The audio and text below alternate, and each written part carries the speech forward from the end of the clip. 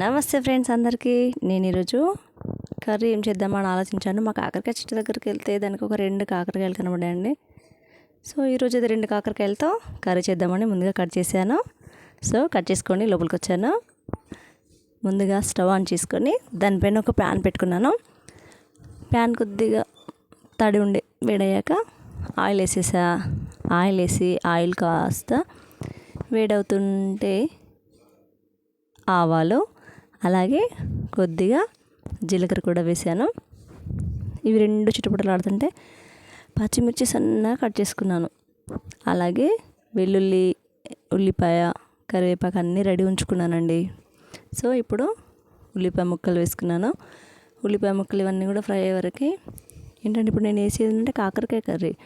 So ఈ curry అందరికీ చాలా వరకు చేదొస్తుంది అంటారు. కానీ మీరు ఈ వీడియో స్కిప్ కాకుండా లాస్ట్ వరకు చూడండి.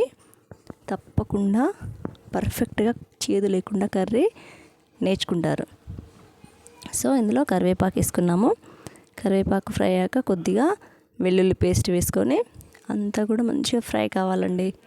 ఇవన్నీ కూడా ఫ్రై అవుతున్నాయి. ఎంత మంచిగా ఫ్రై అయితే అంత బాగుంటాయి. మళ్ళీ పసుపు, నేను తప్పకుండా ఏ వంటలోనైనా వీలైనంత వరకు పసుపుని యాడ్ చేస్తాను. సో మీరు కూడా యాడ్ చేయండి.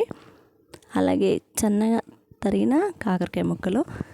దీంట్లో ఏంటంటే టమాటో ముందుగానే వేసుకోవాలి, ఒకేసారి వేసుకోవాలి. కాకరకాయ టమాటా సేమ్ తీసుకున్నాను. 2 కాకరకాయలు కదా, నేను ఓన్లీ 2 టమాటాలు తీసుకున్నాను.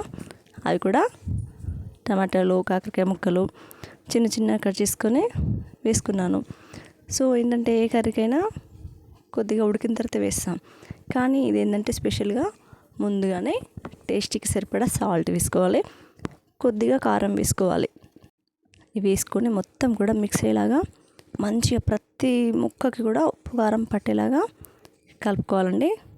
చూడండి ఇలా మిక్స్ అయిన తర్వాత కాసేపు ఏంటంటే మంచిగా ముక్కలన్నీ ఉడికేలాగా కాసేపు మూత పెట్టుకుందాం.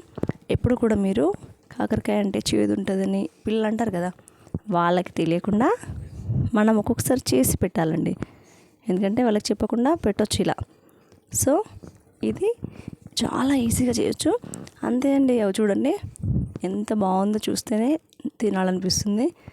సో మీరు కూడా హెల్తీ మంచిగా ఉంటుంది, ప్లస్ టేస్ట్ కూడా బాగుంటుంది.